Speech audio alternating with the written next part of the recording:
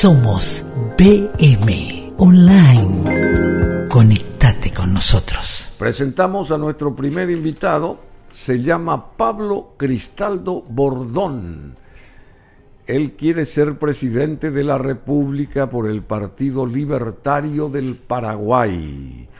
Grosa responsabilidad tendrá él, Pablo Adrián Cristaldo Bordón, precandidato a presidente de la República por el Partido Libertario del Paraguay en el 2028. Así es. O sea que tenés 2 años y 2 meses más de trabajo, de arduo trabajo, para que se te conozca y se reconozca lo que haces y se valore lo que haces.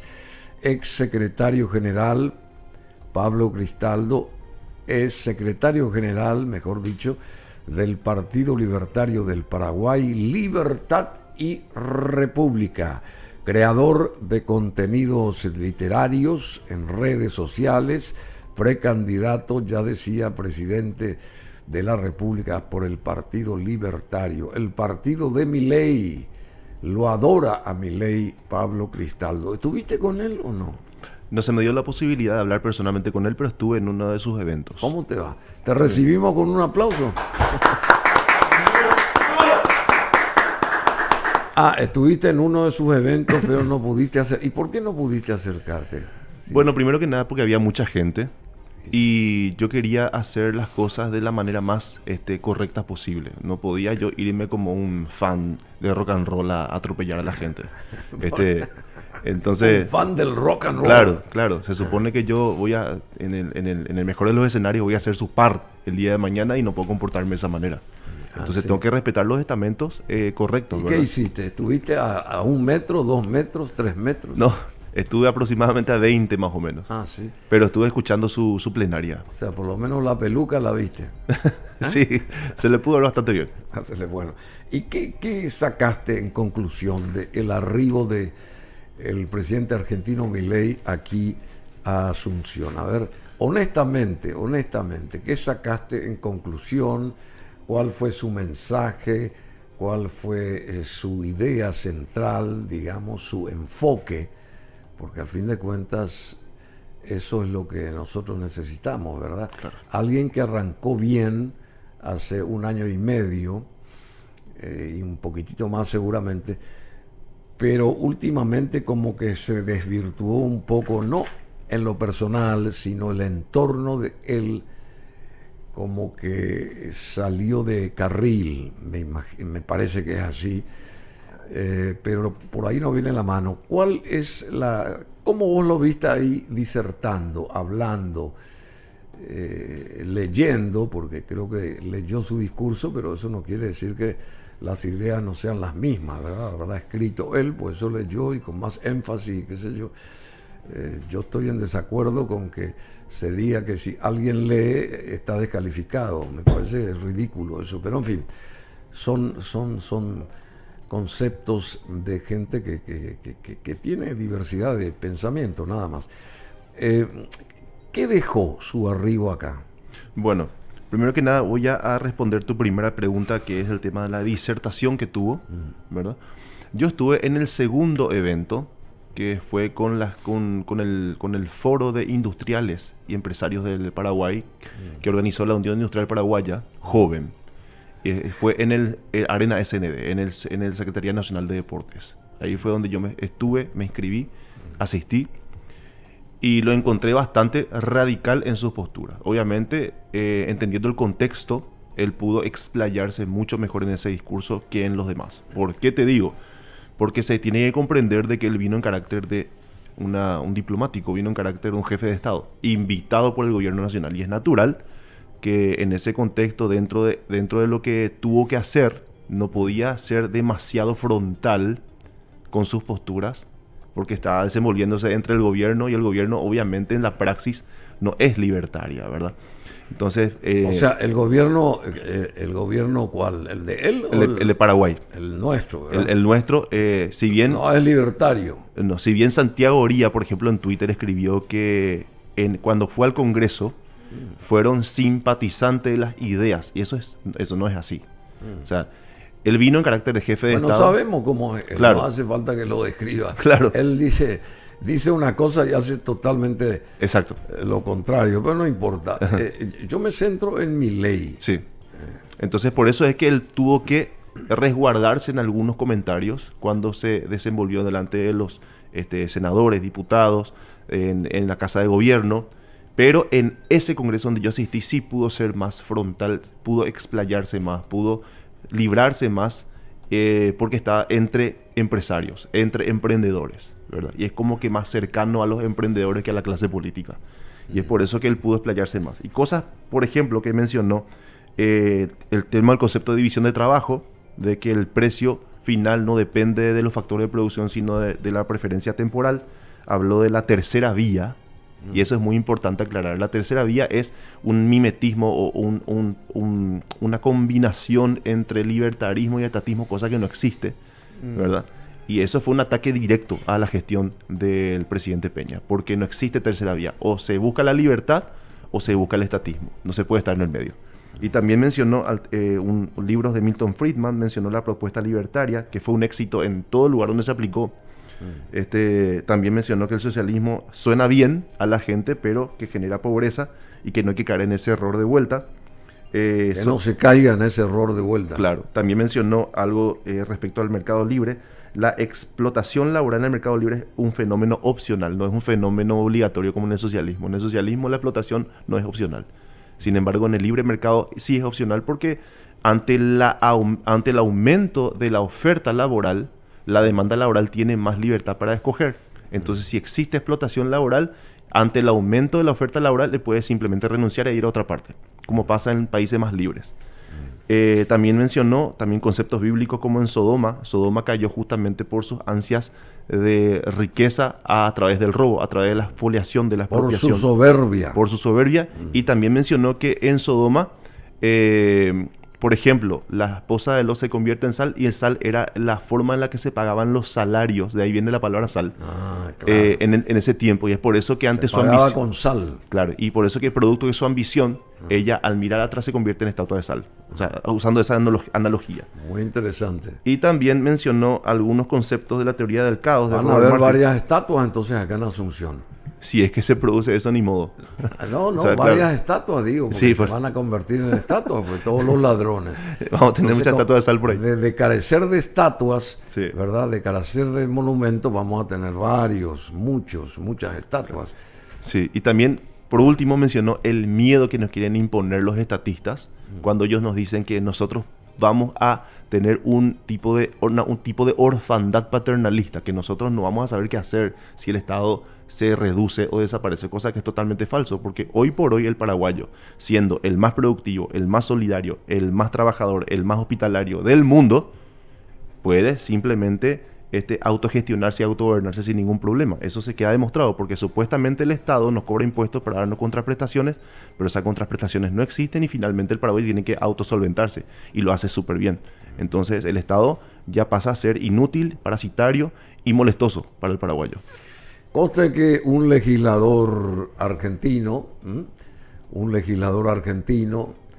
respecto a la visita de Milei acá a Asunción, criticó justamente al presidente argentino por decir que Argentina debe de ser como Paraguay, y sostuvo que Paraguay no es parámetro para la Argentina. Brasil sí. Eso lo dijo un legislador. ¿Cómo se llama este señor? En Nacionales. A ver, un legislador argentino que dijo bueno, quiero saber cómo se llama este señor. Legislador argentino criticó a Milei por querer parecerse al Paraguay. Es un diputado, Partido Encuentro Republicano Federal, Miguel Ángel Pichetto. Famoso Miguel Ángel Pichetto. Se pichó, parece. Miguel Ángel Pichetto cuestionó el discurso del mandatario argentino en Asunción y sostuvo que prefiere parecerse al Brasil, subrayando que en Paraguay la riqueza se concentra en el 10% de la población y el resto es pobre, el resto de la población es pobre. Y por casa, ¿cómo andamos, Pichetto? Por casa, ¿cómo andamos? Quiero saber yo. Por la Argentina, si bien tiene 45 millones de habitantes, ¿cuánta gente es pudiente y cuánta no en el país de Pichetto? Y después, ¿qué más tenés? Pichetto, por cierto, tiene más de 20 años en la política, ¿verdad? No, ya sé. Y habrá pasado por todas las carpas kirchneristas y claro. qué sé yo. Entonces, Sabemos es cómo obvio que va a defender el botín. Por supuesto, defiende el botín, defiende el botín, defiende el botín. Y por eso. Y por casa, ¿cómo andamos, Pichetto? No te vayas a pichar. A ver, y después. A ver, este es Pichetto. Ahí está Pichetto. Ahí está Pichetto. Ahí está Pichetto. Bueno, ¿qué más podés decirnos de la avenida de Milei? La avenida de Milei, sí. Bueno, la conclusión que saco de Milei es cortita. El gobierno nacional, sin querer, sin buscar, nos dio un espaldarazo brutal a los libertarios en Paraguay después de su venida. Porque los jóvenes están empezando a organizarse. No a través del patoterismo como Generación Z, sino a través de la política partidaria, a través del ejercicio de la política, a través de la democracia, a través de la gobernabilidad. Hoy tenemos mucho más afiliados, hoy tenemos mucho más simpatizantes y hoy están participando mucho más jóvenes porque están viendo que las ideas de la libertad tienen su lógica, tienen su razón de ser. Y le agradecemos. ¿Qué están viendo? Están viendo de que se dan cuenta que el gobierno nacional, que el Estado en general, ya sea de derecha o de izquierda, no está haciendo mucho por el futuro de los jóvenes.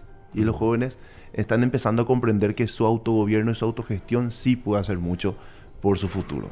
Entonces, el paraguayo tiene la capacidad de hacer muchas más cosas por su lado. Por ejemplo, utilizando el ejemplo del bache, ¿verdad? Si el Estado simplemente permite que los ciudadanos se puedan organizar a través de comisiones y ellos puedan hacer el bacheo, eso va a ser mucho más rápido y más eficiente. Y va a ser más lindo, de mejor calidad. Y más eficiente. Y más eficiente. Obviamente eso implica que el gobierno va a tener que dejar de cobrar ciertos impuestos para que el ciudadano tenga resto y de ese resto pueda hacer lo que el gobierno no quiere hacer.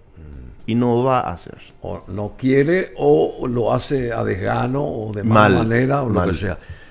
Vos tenés esa experiencia porque trabajaste en una constructora, creo que cerca de 16 años. 17 años. 17 años. Y sigo ahí. O sea que vos sabés más o menos los intríngulis de cómo hacer este tipo de trabajo. Sin problema. Hace rato, por ejemplo, he visto una publicación de la Municipalidad de Limpio, Piquetecue, para ser específico, donde un baño sexado en una escuela le cuesta al ciudadano 221 millones de guaraníes. Es muchísimo. Con un baño sexado máximo te va a salir 30 millones. En el peor de los escenarios. Encima ni siquiera tiene reboque, apenas tiene los equipamientos básicos. Y en el peor de los escenarios... Eso es puro robo entonces. Total, es una sobrefacturación brutal, asquerosa, frontal, directa. Reitera otra vez la suma y dónde es esto. En una escuela de Piquetecue Limpio se está construyendo un baño sexado que no cuesta más de 30 millones, pero el presupuesto establece que es de 221 millones de guaraníes. ¿Qué pasa con el resto del dinero? No sabemos. Sí, entonces, seguramente habrá costado 21 millones y los 200... Obviamente. Se chuparon. Entonces, pero no se resuelve. La gente pues piensa que la generación Z se está organizando para manifestarse esta próxima semana para echar a los corruptos. ¿Qué va a pasar? Va a ser otro marzo paraguayo. Sangre inocente se va a derramar y se van a repartir el poder de vuelta. Acá la cuestión es que nosotros tenemos que hacer política, defender la idea de la libertad, ganar elecciones, tener gobernabilidad y a través de esa gobernabilidad resolver el problema de cuajo, que es, tenemos que reducir el tamaño del Estado a niveles históricos, porque el Estado es terreno fértil para la corrupción. No se trata sabemos. No se trata de cambiar. ¿Cómo vos corregirías eso? A ver, bueno, supongamos, por arte de magia, y ya me circunscribo al 2028, que vos llegues a comandar el país. ¿Qué haría para tratar de que merme esta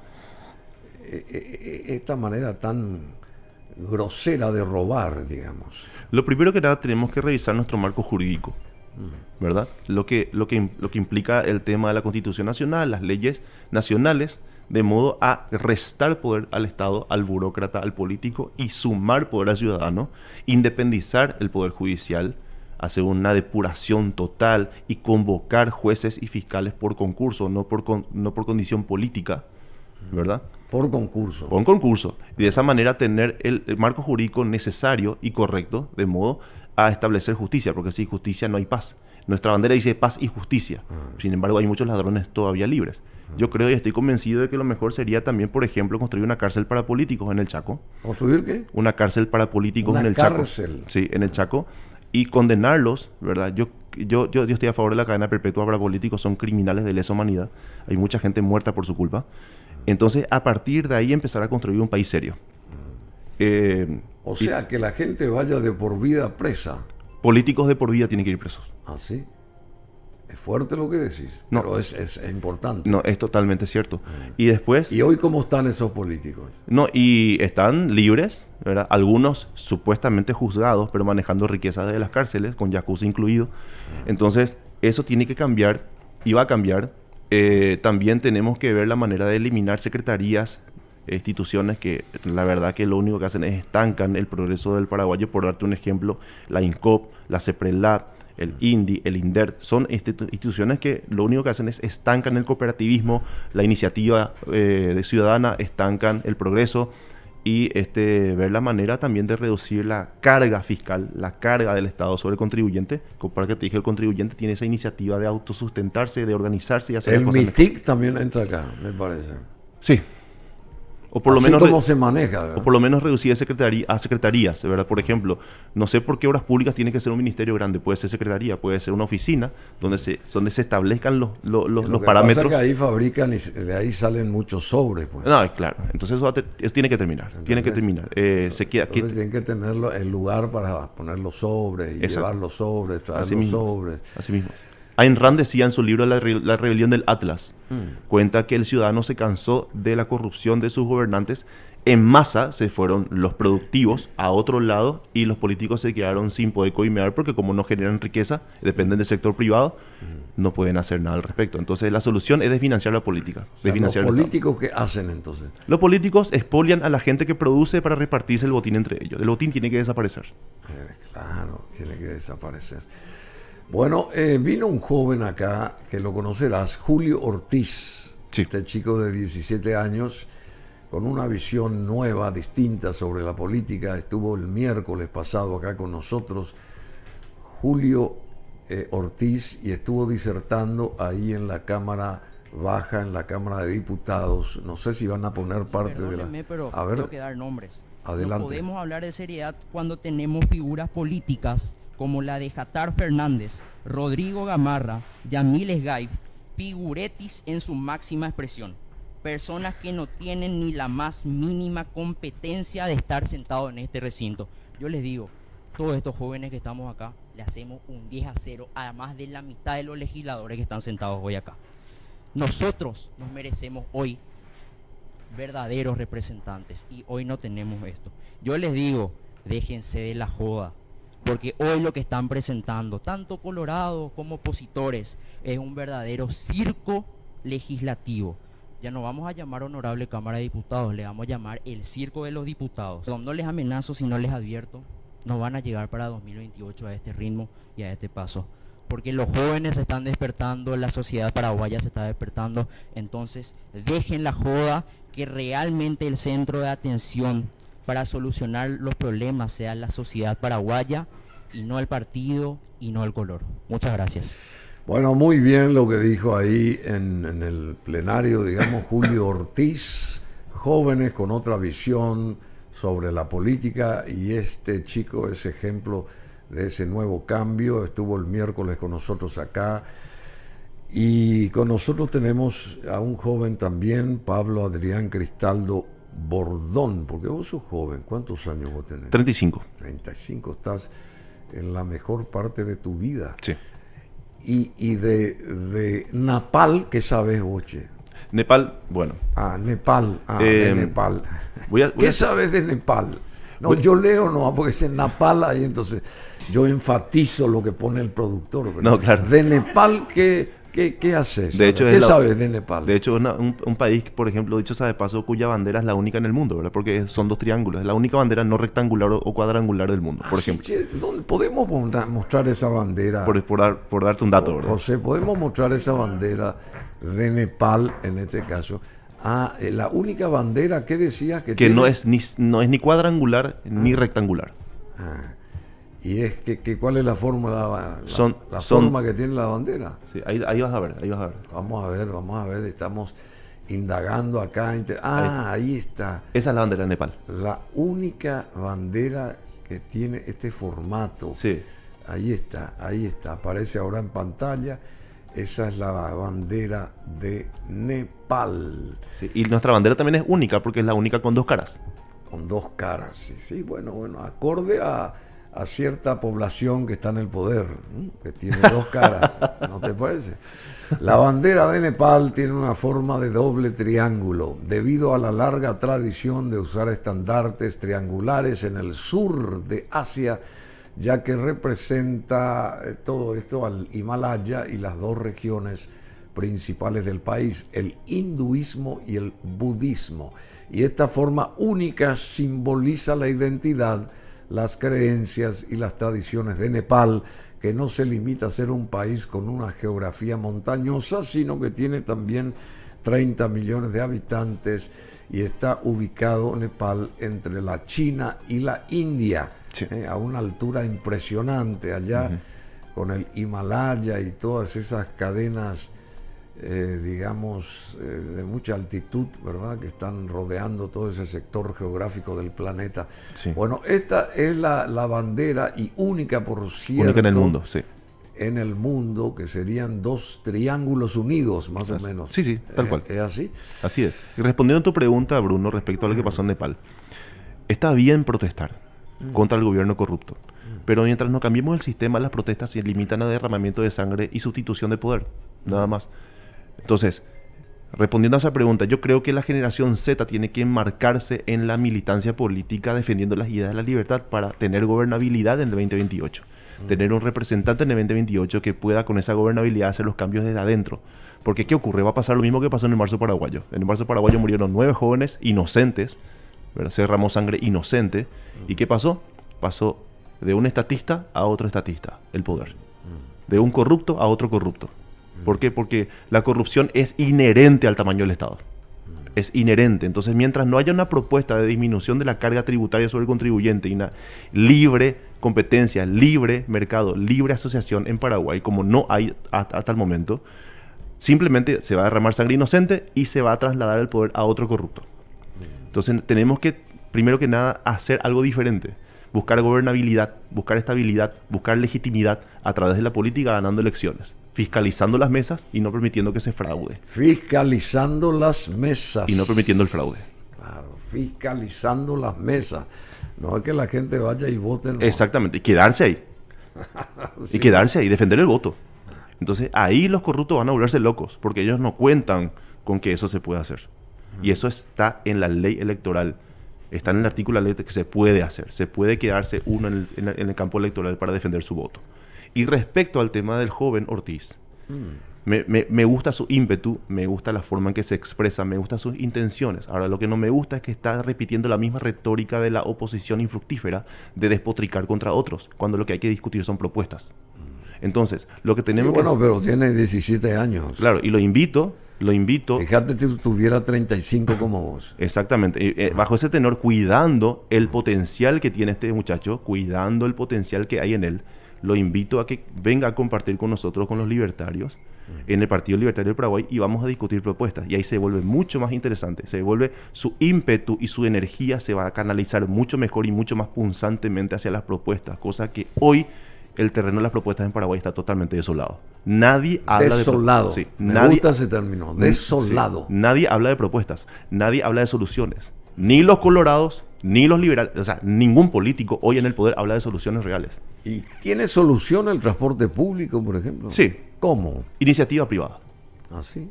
Exactamente. Libertad de competencia, libertad de itinerario, y que la política se deje de meter en los negocios y permitirle al ciudadano autogestionarse y autogobernarse. porque nadie mejor que el ciudadano sabe qué es lo que realmente necesita. Por ejemplo, darte un ejemplo, una persona con un micro puede elegir su itinerario, puede asociarse con otras personas, puede tener una aplicación como por ejemplo Bolt, Uber aplicado al servicio de transporte público y puede ganar su propio dinero. ¿Qué hacemos con el divino César, che? La Cetrapan, todo ese tipo de historias tiene que desaparecer por su propio peso porque son sindicalizados para robar a la gente, nada más. Ahí está el divino César. Sí, el divino César. Es un ente que lo único que hace es estanca el progreso, estanca el desarrollo del sistema de transporte público en Paraguay. Cuando el desarrollo del sistema de transporte público quedó demostrado en países más libres, que dando libertad al ciudadano para que decida su modo de traslado, se genera mucho más interesantes propuestas de Y transporte. retrasa la venida del tranvía, del tren. Exactamente. Para los que no saben, por ejemplo, yo viajo mucho en colectivo, ¿eh? No crean que yo estoy un paraguayo a pie como cualquiera. Pero ¿cómo si ahí está la limusina con chofer? Si vos vas a ser presidente. No, nada de eso.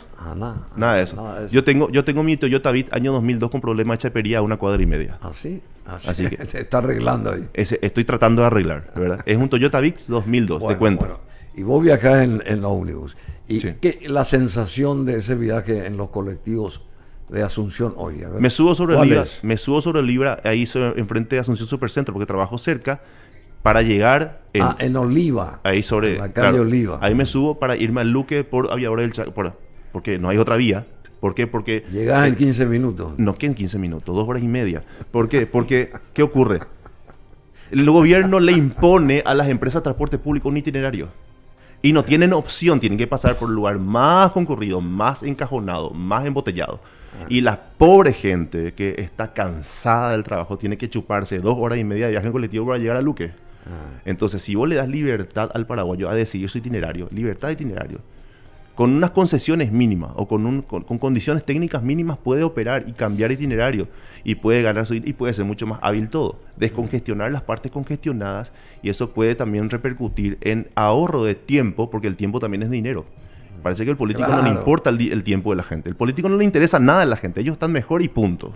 Ya están mejor y punto. Ahí está, eso nomás te digo. Ellos están en una burbuja. Totalmente. No, qué burbuja. Están en un domo de hierro. No tienen contacto alguno con la realidad. No tienen contacto. Ninguno. Contacto alguno. Le invito a este joven Ortiz a que venga a conversar con nosotros. Lo vamos a cargar de propuestas y va a ser una bomba ese muchacho. Bueno, así que, querido Luis, se llama, ¿verdad? Sí. Julio Ortiz. A ver, ya te está invitando acá Pablo Cristaldo, así que acércate y creo que él tiene muy buenas intenciones y por ahí a vos también te es benévolo Después de con 18 años puede ser concejal. lo que él Según la ley puede- electoral. Con 18 años puede ser concejal. Sí, con 18 años, ¿verdad? Sí. Según la ley electoral. Exacto. Bueno, instan también a que la gente deje de votar por impresentables y por burros.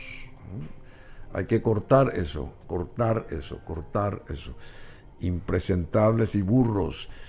Hay que mirar un poco más lejos y Con el Partido Libertario van a tener la primera vez en la historia que van a poder votar por alguien que no va a ser el menos peor. al menos peor. Porque hoy por hoy el paraguayo se limita a votar por el menos peor. Sin embargo, con el Partido Libertario vamos a darle una opción real. ¿Y cómo vos te describirías? Un paraguayo de a pie que tiene soluciones. Que toma el colectivo en la calle Oliva. Sí, y que quiere seguir tomando colectivo, que quiere seguir estando en seguro de IPS, porque el IPS funcione. Esta ley de aporte patronal obligatorio de IPS tiene que caer. No, eso no tiene razón de ser. No tiene razón de ser porque, ¿qué ocurre? El IPS nunca entra en un régimen de competencia. Siempre hacen las cosas de forma mediocre porque tienen la plata asegurada. Hay que permitirle al paraguayo que pueda optar por su servicio de salud, que pueda optar por su servicio de educación. Vouchers para los ciudadanos. Financiar la demanda y no la oferta, de modo a que el ciudadano pueda elegir dónde meterle a su hijo, en qué escuela o qué hospital, a su familia, y de esa manera financiar lo que sí funciona. En Estonia se probó y fue un éxito. 35% En de ahorro. Estonia. Sí, Así, 35% de ahorro en presupuesto de educación y salud. ¿Por qué? Porque se financia lo que funciona. Un primo mío es el cónsul de Estonia. Sí. Acá. Y puede darte fe de que eso funciona. Hay un ahorro importantísimo. en el Pablo presupuesto. Olivieres Guyari es cónsul de Estonia. Y Estonia hoy entró Y hace en... poco tuvo su fecha patria, me Sí, sí. parece. Y hoy Estonia entró en el ranking de pruebas PISA. A ver, ¿de qué se trata eso? Las pruebas PISA son un ranking mundial que mide la educación en un país. Sí, claro. Sí. Y hoy por hoy, Estonia está en el ranking PISA, Paraguay ni figura, de hecho, ¿verdad? Somos uno de los peores del mundo en materia de educación. Pero si se aplica ese principio de la subsidiariedad a la demanda, al ciudadano, y dejar de financiar cosas que no producen, que no ayudan al crecimiento educativo ni de salud del país, la gente va a empezar a decidir qué funciona y qué no funciona, y lo que no funciona va a tener que o cerrar o reinventarse, que es lo que se necesita. Entonces, darle poder al paraguayo. El paraguayo es el más creativo, el más trabajador, el más hospitalario. Te demuestro porque a donde se va se destaca. En Madrid hay 20 personas, 20 paraguayos hacinados en un 4x4 con un baño compartido. Y son los más solidarios. No le van a dejar tirado a un paraguayo. Son los más hospitalarios, son los más creativos. Hoy por hoy el paraguayo es capaz de poner un motor de moto a un auto, que ocurrió en Paraguay. El Estado le estanca, el Estado le roba. Y hay que reducir el Estado y darle más poder al paraguayo. Esa es la realidad. Pero ¿qué pasa? Los políticos de hoy, todos, sin excepción, no van a decir esto porque ellos necesitan el botín. Hacen carrera política. A nosotros no nos interesa, somos kamikazes de la política. Venimos, reventamos todo, blindamos y nos vamos. Esa es la solución definitiva al Paraguay. El Estado tiene que ser reducido a niveles históricos. Y nadie te va a proponer eso porque a nadie le conviene. Todos quieren... Pero hay casi 400.000 funcionarios. Casi 400.000 funcionarios. A nadie le conviene proponer estas cosas. 400.000 funcionarios. Y le hago el desafío... Hay casi 400.000 funcionarios. Y le doy el ¿Cómo vas a desarmar eso? Es demasiado sencillo. Se trata de voluntad política. No hay voluntad política. A ellos no les conviene proponer esto. No les conviene. Hay demasiada gente pidiendo favores políticos. Hay demasiada gente detrás. Demasiados punteros que le dicen, colocame a fulano, convocame a sutano y yo te consigo 7.000, 8.000 votos. Y así no funciona la cosa. No es estar mejor solo una parcialidad del paraguayo o una parte pequeña del paraguayo. Todos tenemos que estar mejor. Claro, y para eso se necesita atentar contra el botín. Que el botín desaparezca y desfinanciar. Yo estoy de acuerdo, Bruno, estoy de acuerdo con la desaparición de la dieta. De la dieta. De los legisladores. Que no cobren un peso por ley. Que no el presidente que no tenga salario, que no tenga el vicepresidente. Cargos electorales tienen que no tener salario. ¿Y sabe cómo se resuelve eso? A ver. Se resuelve dándole un NIC, un Patreon o una caja de ahorro a cada legislador. Y si el paraguayo quiere, le deposita. De acuerdo a su gestión. De acuerdo a su gestión. Y así, ahí recién va a tener democracia. Ahí recién va a poder votar. Cada paso que da. Eso es fabuloso, pero del dicho al hecho... Por eso tenemos que copar las cámaras, por eso tenemos que ganar las elecciones también el Parlamento, para que el Parlamento pueda correr. Lo mismo que le pasó a Milei, el Parlamento no es mayoría, los libertarios, y la ley base no corrió. La ley base es la solución para el argentino, pero no corre porque tiene oposición en la Cámara. Y nosotros tenemos una ventaja... Está picheto, che. Sí, y nosotros tenemos una gran ventaja respecto al argentino, porque las elecciones presidenciales y las parlamentarias se hacen el mismo día. Tenemos la oportunidad de oro en el 2028 de cambiar las cosas, históricamente. ¿Qué va a pasar el 26 de octubre en la Argentina? Yo creo que, aclarando bien la opereta que operó el kirchnerismo en contra de Milei 2 semanas antes de las elecciones, raro, con un juez, con un fiscal y con un abogado kirchnerista, raro, teniendo ya ellos más de un año esos audios aguardados para atacar 2 semanas antes de las elecciones, raro. Pues aclarando todo eso, entonces yo creo que Milei tiene victoria de vuelta. ¿Por qué? ¿Sí? ¿Por qué? Porque toda mentira cae por su peso. La mentira tiene patas cortas y la verdad prevalece siempre. Bueno, muy bien. Y la actual verdad de cómo se maneja el IPS, este Instituto de Previsión Social cuenta con 6.269 funcionarios administrativos. 6.269 funcionarios administrativos. Se está acercando a la municipalidad en cantidad de funcionarios, y 6.121 médicos. Bueno, ahí con estos 6.000 más 6.000 ya le supera la municipalidad en cantidad de funcionarios. Pero funcionarios administrativos 6.269, pero es una locura. ¿Te parece que un servicio hospitalario tenga más funcionarios administrativos que médicos? Claro, es ridículo. Lo más absurdo del mundo. La ley de aporte patronal a IPS va a desaparecer. Tiene que desaparecer. Tiene que desaparecer. Bueno, y desaparecen los minutos acá para seguir con esta charla muy amena con Pablo Adrián Cristaldo Bordón, Él es secretario general del Partido Libertario del Paraguay, Libertad y República, creador de contenidos libertarios en redes sociales, precandidato a la presidencia de la República por el Partido Libertario para el 2028. Algo más que quieras agregar, querido Pablo Cristaldo, algo más. A ver, ahí tenés una cámara y tenés la libertad de hacer lo que creas. A ver. El Partido Libertario no busca votos. El Partido Libertario no es que vas a llegar al poder. El Partido Libertario sos vos, porque defiende tus intereses, defiende tu libertad, defiende tu propiedad, que es absoluta.